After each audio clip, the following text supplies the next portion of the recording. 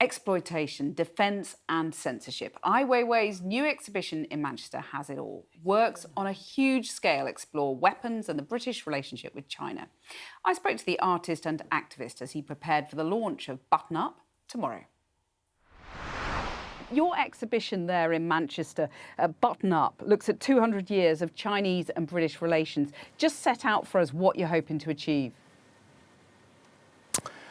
Well, it's a very tremendous, I would say, a show very packed with history, memory, and also the current situation, and it relate to communist, capitalism, colonialism, my personal and my family history.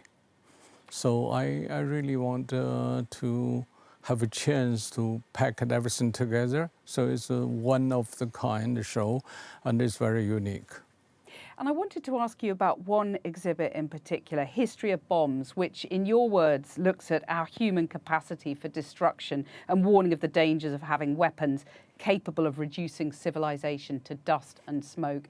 I mean, this week we've had the Defence Investment Plan, which envisages a quarter of defence spending going to the nuclear deterrent. I just wondered what you made of that investment and whether you see it as, the right way to spend money in the future. I think anybody still spending money on weapons or to using weapons is directly or indirectly against humanity. We should have a very clear, solid belief all those bombs are designed to destroy. So who we are going to destroy and why we're going to destroy, and remains a question. It's not only historical, but a current situation, and this is going to be all the weapons going to be used in the future. Nuclear bombs is going to be used. So this is put a great potential of dangers to humanity. Surely, though, with both Russia and China investing in their nuclear capabilities, we're obliged to do the same, particularly when we're warned that Russia could attack us by 2030. Well, there's always argument who did what, but still, the result will be the same. Who's going to suffering, and who's going to pay the price? You've paid a heavy price for speaking out, for living your life, really. You were born in China, but you fled in 2015 after clashing with the government there. I wonder how you'd describe China's attitude now. I think China is moving up and moving up solidly and strongly, and it's not going to disappear in next decades to come. So I think the best way is for the West or for Chinese to have a more global understanding about what humanity as one, why we have to work together. There's no other way. I mean, did you support the outgoing Prime Minister's visit to China then? And I wonder what you're there in Manchester where the incoming Prime Minister has been mayor for a long time. What would be your message to both the outgoing and incoming Prime Ministers about how to handle China? I think we are not just handling China, we're handling our own matters. We have to say China inevitably will be part of the world, and Manchester will be inevitably, and the British will be globally involved. So we better find a way to working together, and to find the right way is to speed up the communication, and we need a lot of conversations. So a lot more of the kind of visits that Keir Starmer made?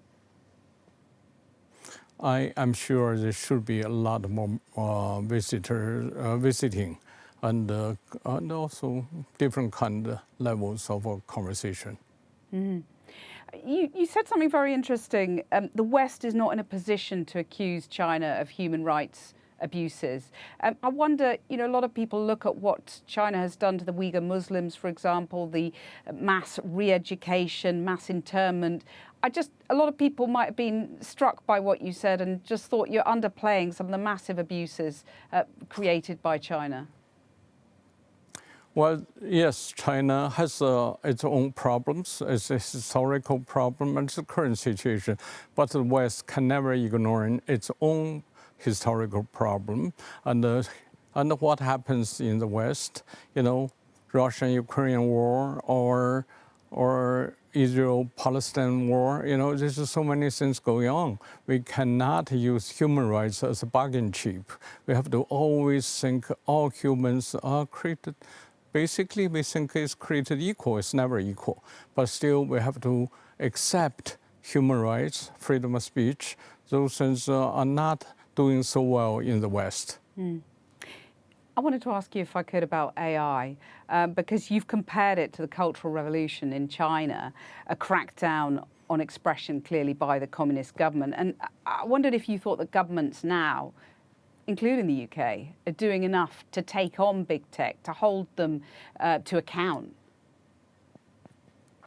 I think the real danger is not just from a government side. Government, of course, as authority, they always have to do things in their own favor to maintain this kind of control.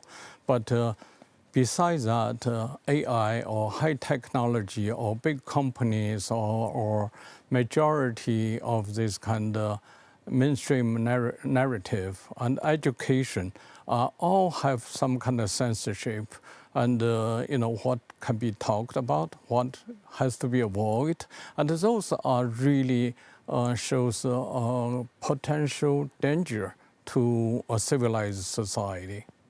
How do you protect yourself from that danger? Because you've got a very large following, for example, on Instagram. Do you feel yourself getting sucked into this area almost against your will? Well, I cannot avoid it only because I'm an artist. What I do is to express myself and trying to establish some argument and to questioning, to questioning myself. And so this is a very basic rights, and I have to do it. But how do you, just explain how you do protect yourself from the kind of, people are getting sort of hooked on social media, and we'll talk about children in a second, but how do you, try and protect yourself from that? I think to protect yourself, you have to be fully informed and not to be confused by the mass media. You have to say what is truly important to your life, to your children, and to the neighbors you care about. So then it's very easy. We have to stop the war. We cannot promote the war. We have to stop the famine. We cannot just point fingers to the others. We cannot just push out the migrants. We started so many things which is wrong, and we have to sit down and to really find a right solution. Mm. You've been such an outspoken champion for freedom of speech. I just wonder how you think of the government's banning of social media for under 16s. Do you, because it seems there's a tension there, isn't there? You clearly want to champion freedom of speech, but then a crackdown on social media for under 16s. Do you support it or not? I don't support any government this kind of hardcore policy. People today are very aware of what's happening. When they're 16, it's pretty old. And you cannot really abandon it. It's just a silly act for government to have this kind of policy. Even though all the policy, the policy always have a good excuse to say, oh, that's good for them. I think the government should do something better than that. They should abandon the social media for those adults and for the government officials. But to get the government off X? Yeah, I think those are just tools, has nothing to do with government. And the government is just fully benefit by limiting the information, and this is censorship. So the government should instead get big tech to get its own house in order to stop children being harmed? They cannot give this kind of order. They can suggest, they can, or they can use, I don't know, they can convince people, but they cannot make a law to stop people. This is a totally authoritarian act. Even when the individuals concerned are children and they don't necessarily have the capacity to protect themselves in the way that you or I do? Well, the world works as one. The other nations, they're not abandoned the children under 16 from social media. So they will be very imbalanced. If you find things wrong in social media, you should find a way to limit those, use a law or use some kind of suitable discipline, but not just abandon people under 16 to getting onto social media. This is completely ridiculous. Given the number of countries in Europe that are banning in a similar way, also Australia, do you see it as part of a sort of creeping authoritarianism then? I think it shows how weak we are, how incompetent, we don't trust our children, we don't trust their judgment, and we don't think they should really growing up in this kind of very wild west condition in the social media. On this subject of freedom of speech, your exhibition in London 3 years ago was cancelled after you tweeted about the conflict between Israel and Gaza. You said that the sense of guilt around the persecution of the Jewish people had been held against the Arab world, and you said that the Jewish community had a strong influence in the media, finance and culture in the US. You then deleted the tweet. Did you regret it, or did you think the cancellation was justified then or not? Well, if you talk about the deleting, it's for personal reason, not for my political stance. I believe what I believe. So nobody can change me. Communists cannot change me. Capitalism also cannot change me. So I believe for some personal request. I always care about personal request. So you stand by the tweet in essence. You don't think the cancellation was justified? Of course. I'm a mature person. I would take a full responsibility for whatever I said. Mm-hmm. So you think the cancellation of the exhibition was unjustified? I think it's justified only because people are afraid to be affected. And, we're living in a society which damage can be done. So, I don't want, because my attitude damages other people. Just finally, you returned to China in December for the first time in a decade. Was there joy in that homecoming or a lot of sadness? I think it's, after all, it's joyful after 10 years being outside of China and finally have a chance to see my 93 years old mom. She is overwhelmed with my comeback.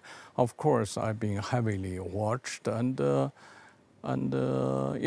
is the nature of a state, and that nature will never change. I totally understand, and I would accept any kind of, even severe consequence. You have to take responsibility. You have to act out. You have to say, I cannot just speculating. I have to do what I have to do. Mm. Do you have any hope of political change in China, that you even might make your home there again in future or not?